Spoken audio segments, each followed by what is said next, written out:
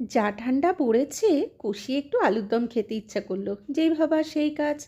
প্রথমে কড়াইতে একটু জল দিলাম, তারপর আলুগুলো অর্ধেক করে কেটে একটু সেদ্ধ করে নিলাম। একটু নুনও ছড়িয়ে দিলাম যাতে তাড়াতাড়ি সেদ্ধ হয়ে যায়। কড়াইতে ঢাকা দিয়ে দিলাম ঠিক গুনে গুনে 10 মিনিট। ব্যাস, আলু সেদ্ধ হয়ে গেছে। এরপর কড়াইতে একটু তেল দিয়ে তাতে শুকনো লঙ্কা, তেজপাতা, জিরে আর গোটা গরম মশলা ফোড়ন দিলাম।